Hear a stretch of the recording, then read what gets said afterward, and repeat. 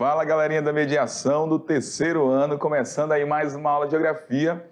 E hoje é uma aula especial porque, galera, é reta final, quase reta final. Por quê, galera? Estamos iniciando a nossa terceira unidade e já nós iremos encerrar a participação de geografia com o terceiro ano. Mas show de bola, só resultados positivos até aqui, notícias maravilhosas dos professores presenciais, falando que a galera está ligada nas aulas, fazendo as atividades, participando, tirando as dúvidas. E esse é o propósito, realmente, que você absorva o máximo de geografia nesse terceirão, porque o terceirão é um momento muito importante, que já a galera vai fazer essa avaliação a nível nacional, que é o Enem, que é muito importante aí para a sua jornada nesse novo momento que vai iniciar após a educação básica aí, terceiro ano. Beleza? Então, fica de olho, vamos lá para a nossa aula de olho na tela 35.1, iniciando a nossa unidade 3. Sejam todos bem-vindos ao início da nossa unidade. Nessa unidade, a gente vai começar a continuar falando, na verdade, sobre a temática final lá da unidade 2, que era economias emergentes. Então, a nossa primeira aula, que é a 35, vai ser sobre economias emergentes 2. Depois nós teremos a nossa revisão geral da unidade 2, a aula 37 com economias emergentes 3. Na aula 38, nós iremos falar sobre BRICS, a importância de Brasil, Rússia, Índia, China e África do Sul, e também sobre a questão da energia dentro dos BRICS. Na aula 39, a gente vai abordar a temática a natureza como fonte de recursos, que é o primeiro capítulo que a gente vai introduzir essa questão de meio ambiente, de sustentabilidade. Na 40, iremos falar sobre a crise ambiental contemporânea. 41, nós teremos a nossa revisão para a recuperação da unidade 2. Na aula 42, a temática é desenvolvimento sustentável. Os problemas ambientais na aula 43. Na 44, iremos falar sobre a degradação dos recursos hídricos. E na 45, sobre poluição atmosférica 1. Na 46, a nossa aula 2 sobre poluição atmosférica. Na 47, galera, vem nova temática, desenvolvimento sustentável. Na 48, a nossa terceira aula sobre a temática desenvolvimento sustentável. 49, os problemas ambientais, uma segunda aula com essa temática. Na 50, meio ambiente e outras formas de poluição que acontecem na Terra e também na atmosfera. Na 51, os problemas do ecossistema do Brasil. E na 52, galera, os projetos ambientais e conservacionistas do nosso querido Brasil. E para finalizar, a aula 53, revisão geral da unidade 3. E na 54, a revisão para a recuperação. Então, nossa unidade 3 está recheada de temas, principalmente aí voltados para o meio ambiente. Esse meio ambiente que é tão importante para mim e para você, porque é nesse planeta que vivemos. E é por isso que a gente tem que repensar algumas práticas para poder garantir o que, galera? Para gerações futuras, essa terra onde possa ter essa disponibilidade dos recursos. Por isso que a gente vai trazer essa questão aí da sustentabilidade, do progresso, do avanço, mas sempre olhando para a questão também do meio ambiente. Vamos lá, de olho na tela, para a gente continuar na nossa aula de hoje. Então, na aula 35.1, é a nossa aula de hoje, nós iremos falar sobre economias emergentes, parte 2. E essa economia emergente de hoje, a gente vai falar da Índia, que é um país membro do BRICS, que é um país subdesenvolvido emergente.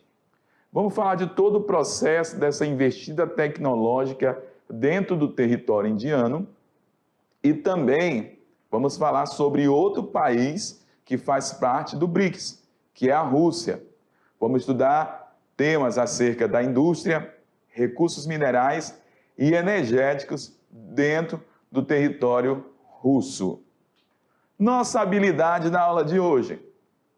Galera, analisar diferentes processos de produção ou circulação de riquezas e suas implicações socioespaciais. Então, esses processos de produção, circulação, eles certamente, a gente já falou em outras aulas, eles são importantes para essas transformações socioespaciais de um determinado local. E esse local de hoje que a gente vai falar certamente é sobre dois países emergentes, Índia e Rússia.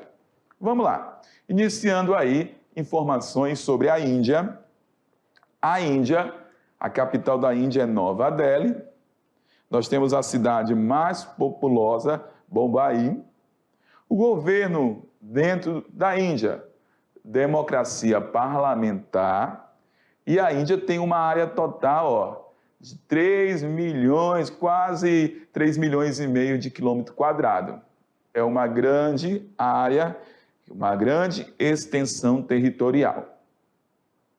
População da Índia, com base aí no ano de 2021. É numerosa, galera. É bilhões a população aí da Índia. Mais de 1 bilhão de pessoas a gente vai encontrar dentro do território indiano. Só para você ter uma ideia, quando a gente pega o território da Índia, esses dois países, Índia e China, essa galera aí detém 40% da população mundial. Só no território desses dois países vivem aí cerca quase aí aproximadamente, galera, 40% dessa população mundial. É muita gente dentro de dois territórios. Quando a gente olha a Ásia, eu já falei para vocês sobre a Ásia. A Ásia, ela tem aí 60% de toda a população mundial dentro do seu espaço geográfico. Beleza? Vamos lá. Prosseguindo com mais informações sobre a Índia. O IDH. Olha, a densidade demográfica antes.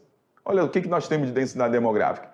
329 habitantes por quilômetro quadrado. É muita gente também, áreas densamente povoadas dentro do território indiano. IDH, 0,645. Então, olha só, ele está bem longe do Brasil, né? Já está quase lá no final, reta final dos países com a questão do IDH. Professor, mas por que a Índia é emergente se ela tem um IDH baixo? Porque a gente está falando aí, galera, é o seguinte, sobre desenvolvimento industrial que vai caracterizar principalmente se um país é emergente ou não. Agora, essa questão do IDH está relacionado à questão da qualidade de vida, os dados socioeconômicos de um determinado território. A independência da Índia aconteceu em 1947. E durante a aula a gente vai estudar mais informações sobre esse território que é a Índia. Mas antes de avançar para o próximo slide, a Índia, quando a gente analisa em relação ao Equador, a Índia está localizada no hemisfério norte, vou fazer aqui, no hemisfério norte, a Índia está localizada nessa porção, hemisfério norte, e também está localizada nessa porção da Terra aqui, leste, que geralmente no material de vocês, ou no vestibular, pode vir, ao invés de leste, pode vir a informação de oriente ou porção oriental. A Índia, ela faz parte do continente asiático, e o continente asiático, galera, vem aqui comigo rapidão, ele é regionalizado em Extremo Oriente, Ásia Setentrional, Extremo Oriente, vamos colocar a Ásia Central, e dentro dessa regionalização da Ásia, Índia está localizado lá no sul da Ásia, ou seja, na porção meridional, que é o mesmo que sul. Vamos lá?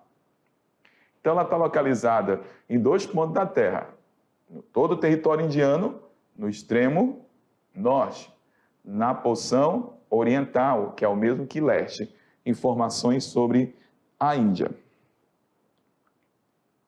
A Índia é o 8º país, certo, galera? Em extensão territorial do mundo. É o 8º maior país do mundo em extensão territorial. Vamos entender algumas transformações que aconteceram dentro do território indiano. No decorrer das décadas de 70 e 80, a economia indiana foi decrescendo à medida em que a produção nacional não se mostrou produtiva o suficiente para competir com o mercado externo. Então, a gente tinha a situação da Índia na década de 70 e 80 com uma economia que estava em queda, porque a produção nacional não se mostrava, na época, produtiva para competir com o mercado externo. Então, a Índia ela não tinha essa possibilidade, na década de 70 e 80, de competir com as grandes economias da época. Na tentativa de superar seus problemas, na década de 1980, o governo indiano recorreu ao FMI, que é o Fundo Monetário Internacional. Então, ele buscou o quê, galera? Financiar projetos de desenvolvimento industrial para a Índia, para poder colocar a Índia no cenário aí internacional, para poder competir economicamente, porque ela não estava tão bem. E ele também não tinha recurso para investir. Então, ele recorreu lá no Fundo Monetário Internacional para poder garantir empréstimos para promover essas transformações dentro da Índia. Em troca, a Índia foi obrigada a promover uma série de reformas e ajustes econômicos e estruturais. Então, nada é por acaso. Então, a Índia recebeu empréstimo, mas ela foi obrigada a promover essas reformas e ajustes econômicos e estruturais dentro do país para poder avançar nesse processo de modernização e industrialização. Temos a seguinte situação. O que ela começou a fazer a partir dessa concessão dos empréstimos? O Estado privatizou as empresas estatais. Várias empresas estatais dentro da Índia, e elas passaram a ser privatizadas. Ou seja, começou a vender as empresas que até então eram controladas pelo governo, eram empresas públicas. Estimulou também a barreiras alfandegárias. Estímulo a barreiras alfandegárias. Tentou diminuir toda a questão das tarifas de exportação e importação, visando aí novos parceiros, novos mercados para o povo indiano. Também outra ação do governo foi a diminuição do protecionismo, como forma de facilitar e incentivar a entrada de capital externo. É lógico, galera, vem aqui comigo, olha só, se o mercado protege demais e põe muitas regras, tarifas caras, geralmente ele vai ter dificuldade de conseguir novos parceiros. Então, a partir desse empréstimo concedido junto ao FMI, ela se propôs, a Índia, em fazer algumas alterações para poder garantir esse pagamento dos empréstimos futuramente. E ele precisava o quê? De dinheiro, então fizeram reformas no campo econômico, visando o quê? A atração de capital externo de dinheiro para poder garantir depois o pagamento dessa dívida com o FMI. Vamos lá.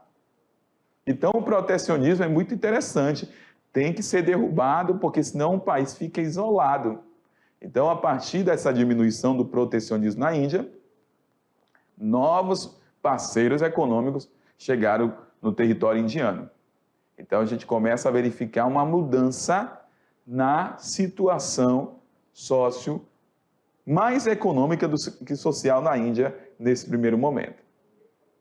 Então, as transformações começaram a acontecer e o governo indiano começou a priorizar setores considerados estratégicos para o crescimento, para o avanço da Índia. Esses setores aí, mineração, siderúrgica, metalúrgica, química, armamentos e também a tecnologia da informação.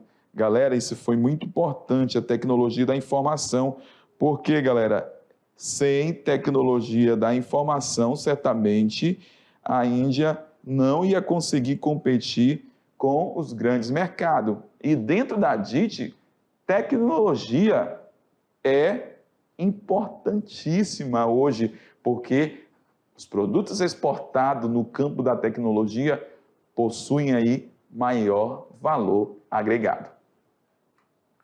Então, ainda se destaca na produção industrial de eletroeletrônicos, a Índia, agroindustriais, farmacêuticos e biotecnologia. Vem aqui comigo rapidamente. A Índia, o segundo idioma da Índia mais falado, a segunda língua mais falada é o inglês, por conta aí que ela foi uma colônia britânica. Então, galera, esse inglês acaba trazendo uma grande importância para a economia indiana, porque a Índia ela é reconhecida internacionalmente como uma grande exportadora de tecnologias e serviços. Eles prestam diversos serviços dentro da Índia para diversas partes do mundo onde tem o inglês como idioma principal. Por exemplo, dentro da Índia tem vários call centers de telemarketing que fazem ligação, por exemplo, lá para os Estados Unidos, para vários países da Europa, para financiar imóveis, para vender cartão de crédito, para realizar cobrança, porque o indiano tem no seu território a segunda língua mais falada, o inglês. Vamos lá. Outro destaque também dentro do território indiano vai ser a indústria farmacêutica. Com a tecnologia crescente, praticamente autossuficiente, a indústria farmacêutica indiana também apresenta custos baixos, custo baixo de produção, capacidade científica inovativa, força de laboratórios nacionais e um comércio internacional crescente. Então, a Índia também produz muito medicamento. Muitos produtos saem lá do território do indiano para o mundo. Outra situação favorável aí para a questão do desenvolvimento da indústria farmacêutica na Índia. A mão de obra é qualificada, tem muita gente. E custo baixo de produção. Nós temos custos baixos aí no processo de produção, além de grande variedade de produtos farmacêuticos. Capacidade de exportação a preços competitivos. Então, isso acaba sendo algo bem favorável, bem estratégico para o território indiano garantir essas relações, essa competitividade com o mercado externo. A Índia é considerada a farmácia mundial por ser o maior exportador do mundo de medicamentos, galera. Retomou a comercialização em meio à pandemia da Covid-19, que foi provocada pelo novo coronavírus, o que pôde ajudar a suprir as necessidades de pacientes em diversos países. Então, a gente teve aí vários medicamentos que saíram de onde? Lá do território indiano, por conta desse avanço no campo farmacêutico do seu território. A Índia é o segundo país do mundo com mais falantes da língua inglesa. Aquilo que eu acabei de falar para vocês. Por quê, galera? Isso ocorreu devido à colonização britânica na região e a sua independência veio apenas em 1947. O idioma inglês na região, somado com os fatores econômicos favoráveis e o baixo custo da mão de obra, geraram que dentro da Índia a formação de muitas empresas de serviços, Então, nós temos vários serviços que são exportados a partir do território indiano. A investida tecnológica dentro desse território, de que forma aconteceu? A existência de profissionais altamente qualificados e relativamente mal remunerados, porque a gente tem são qualificadas. Só que a população é numerosa, galera, é bilhão. Nós vimos lá no início, então, uma população numerosa. Então, eu tenho uma população até qualificada com mão de obra, porém, eles não ganham tão bem porque tem uma grande quantidade de pessoas que são qualificadas dentro do território indiano. Vamos lá. Isso acaba refletindo na queda do valor da mão de obra. Então, são altamente qualificados e relativamente, aí no caso, mal remunerados, de acordo com o padrão internacional, aliados a elevados investimentos em instituições de pesquisa como o Instituto Indiano de Tecnologia. Então, olha só, eles atuam mesmo aí na produção de tecnologia, de ciências, porém, nem todos são bem remunerados. O ITIL, que possui 16 unidades espalhadas pelo território, fez da Índia um grande exportador mundial de software, que é o maior do mundo. O professor Jorge sempre fala da Índia que produz vários componentes de software, também de computador para o mundo. E outros produtos também, como eletrônicos, químico e farmacêutico, acaba tendo peso dentro da economia indiana. Bangalore, conhecida como Vale Silício Indiano. Vale Silício é lá dos Estados Unidos, mas o Vale Silício na Índia é chamado de Bangalore. Certo, galera? Concentra grandes empresas de tecnologia, principalmente da informática e telecomunicações. Resultado dos investimentos estrangeiros. O que aconteceu no território indiano após a entrada de investimentos estrangeiros? Expansão da atividade industrial e o aumento das exportações, que a gente viu há pouco aí, galera. Fundo Monetário Internacional, diminuição do protecionismo, acabou atraindo outras economias, outros parceiros para o território indiano. Isso favoreceu o que? A expansão da sua indústria e o aumento das suas exportações.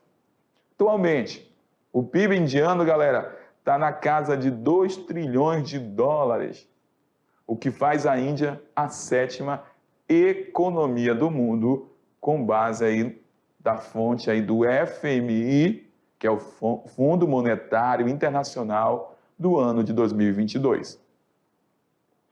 Índia PIB, quase 3 trilhões, também com base em 2019. É muito dinheiro, galera, 2,8 trilhões. Então, a Índia tem um grande peso aí, quando a gente fala de PIB, aí, competindo com países desenvolvidos. Só lembrando que a Índia é subdesenvolvido emergente. Vamos lá. Dentro da Índia, existem diversas religiões, vem aqui comigo. Existe o hinduísmo, existe o islamismo, e outras mais religiões dentro do território indiano. Mas a religião que predomina, quase 70% da população, é o hinduísmo. Guarde bem, hinduísmo. E por que eu estou falando do hinduísmo? É porque dentro do hinduísmo, por muito tempo, vigorou o sistema de castas.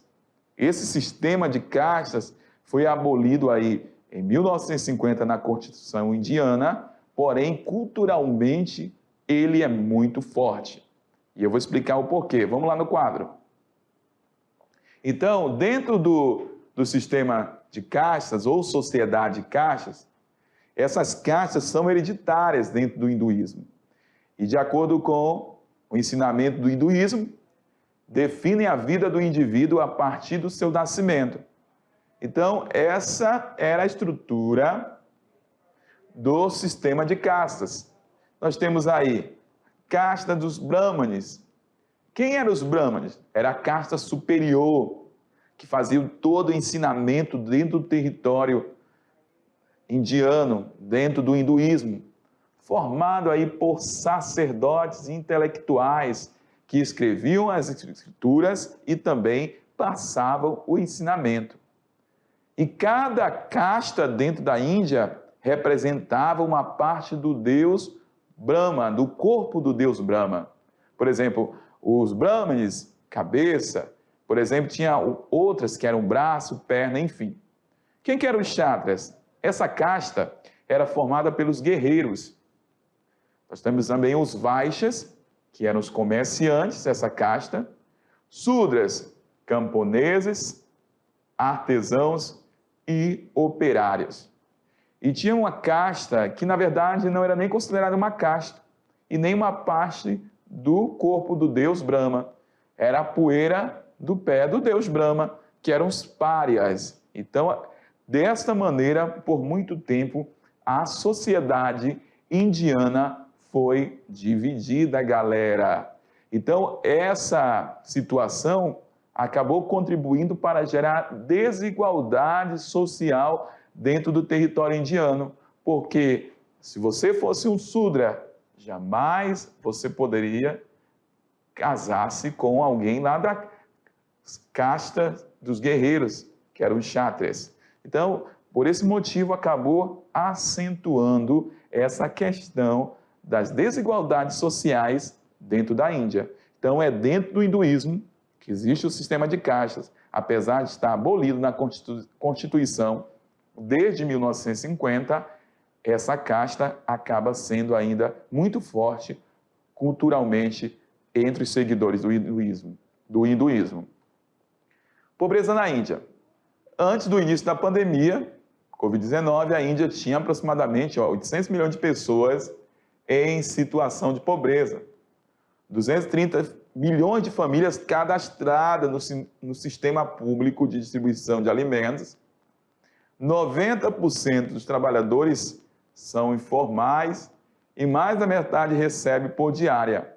A demanda por cesta básica cresce a cada dia. Então, é uma população numerosa que acaba também sofrendo, padecendo por pobreza, fome dentro do território indiano. Nós temos aí indianos à espera de atendimento para cadastramento, para fazer o cadastro no escritório de emprego. Então, essa galera aí buscando aí uma oportunidade de trabalho para suprir essa questão da desigualdade. Quero passar uma informação sobre a questão dos setores econômicos da Índia. Vem comigo. A Índia tem o setor primário, setor secundário e o setor terciário. Tem uma grande quantidade de pessoas concentradas aí no setor da agricultura, nas áreas rurais. Mas não é a agricultura que gera tanto no seu PIB.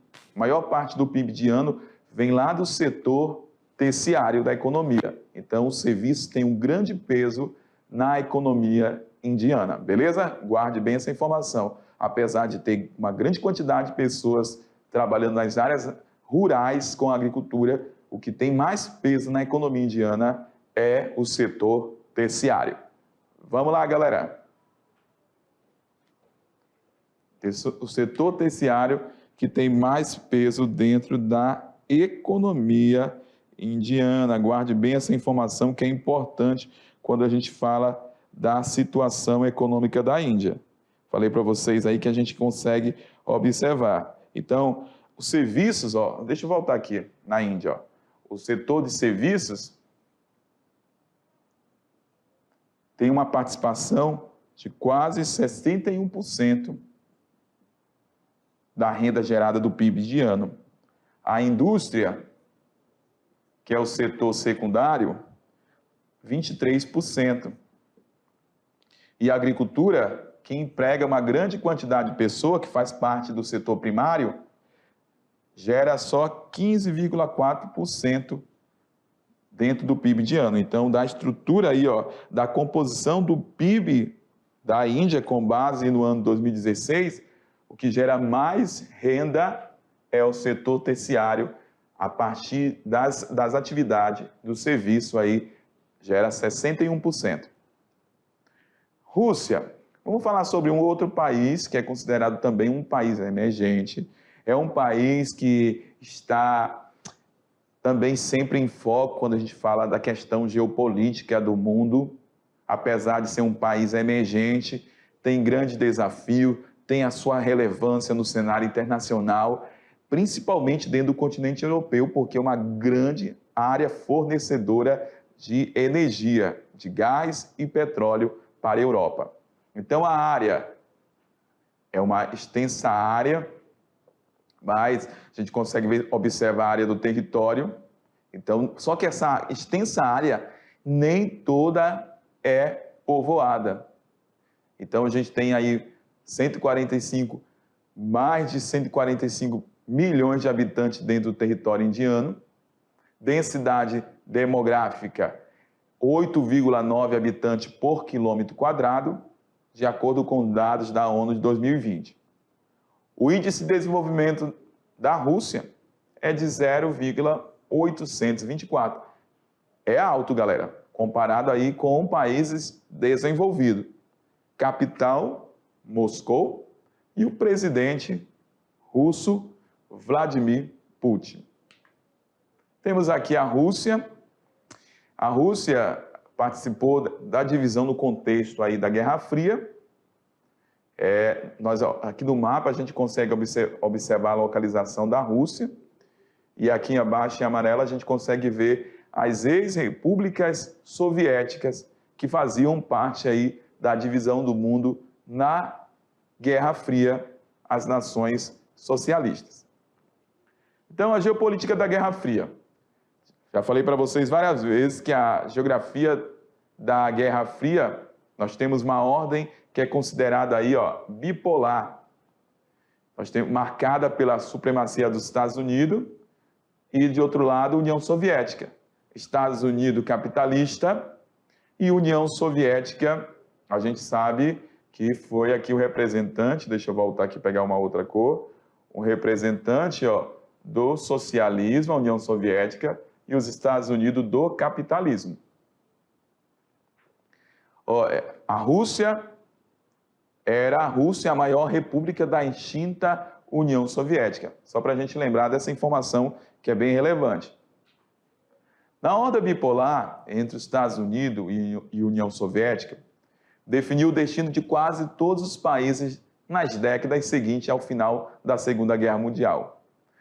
Aproveitando-se de conflitos regionais, as duas superpotências procuravam demarcar ou ampliar as suas áreas de influência, ou seja, a influência do capitalismo, a influência do socialismo, que adquiriram dimensão mundial. Então, a Guerra Fria, o mundo foi dividido em duas porções: capitalismo, a porção oeste, e porção leste, a gente vai encontrar ali o território do socialismo sendo representado aí pela União Soviética. Só que essa divisão do mundo, principalmente dentro do mundo socialista, não foi tão bem sucedida. Da década de 80, a União das Repúblicas Socialistas Soviéticas passavam por uma grande crise econômica, sendo consequência da própria política adotada.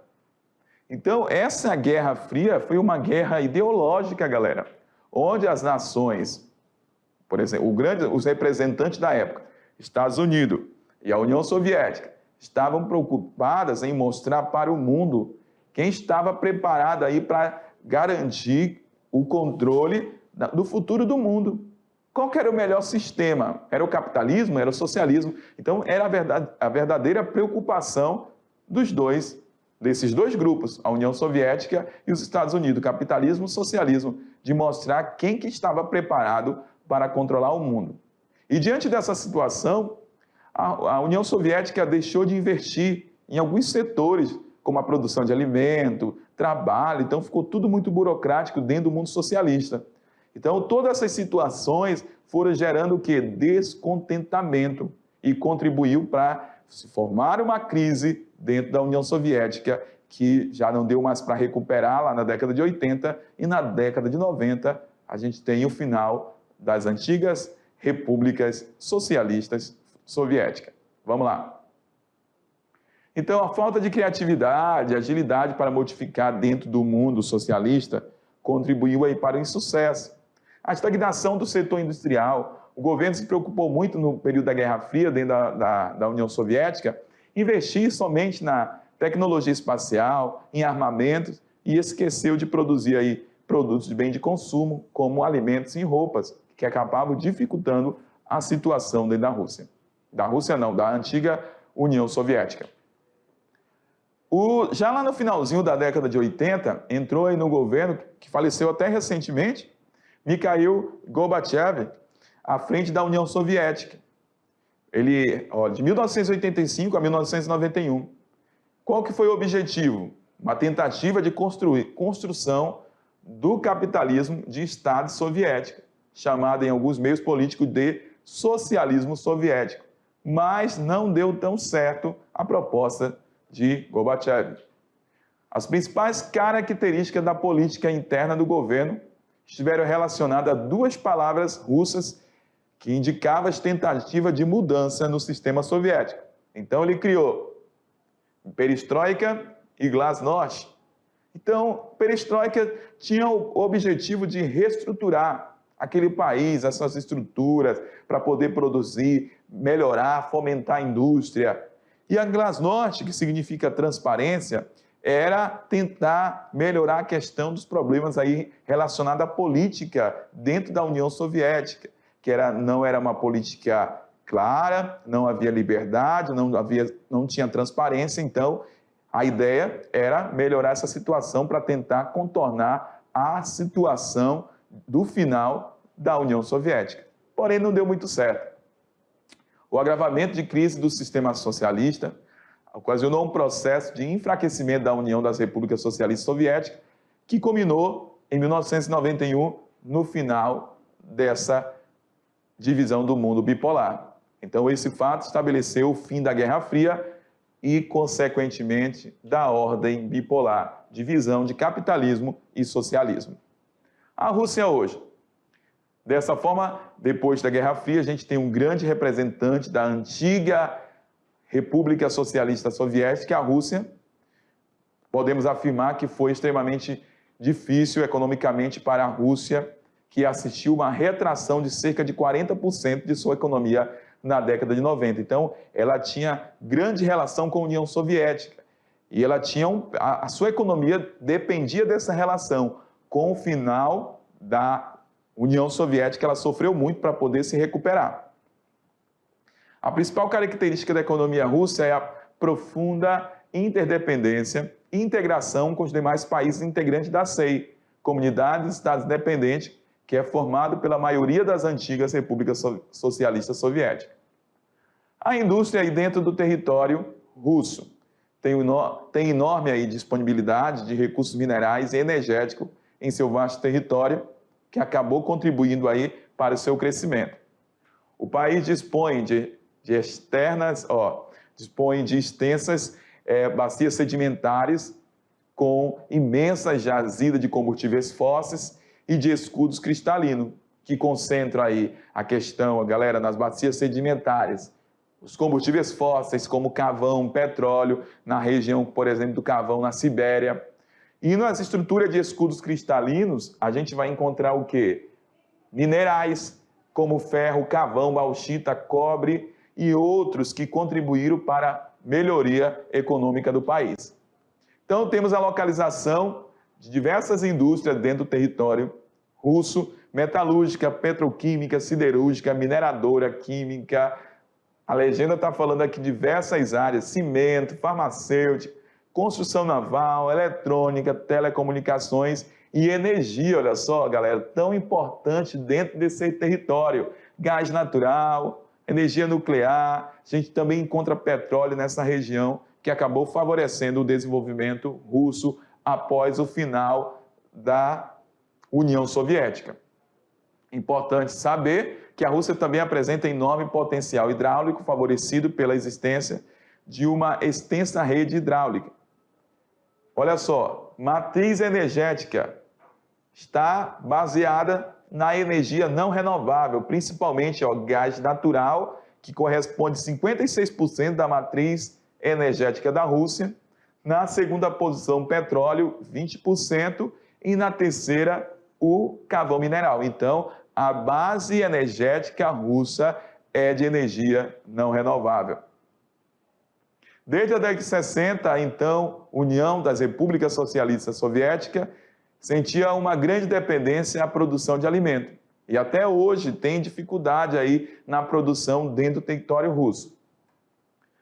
Rússia faz parte do G8, das maiores economias do mundo, e também do G20, que é formado por 19 países, mais União Europeia, que a União Europeia é um conjunto de países desenvolvidos do continente europeu. Também faz parte do BRICS, países emergentes, Brasil, Rússia, Índia, China e África do Sul. E participa da ONU dentro do Conselho de Segurança como membro permanente. Então, galera, essas são as principais informações desses dois países que falamos hoje, Índia e Rússia. Daqui a pouquinho a gente volta aí para a nossa aula de revisão. Valeu, tchau, até mais!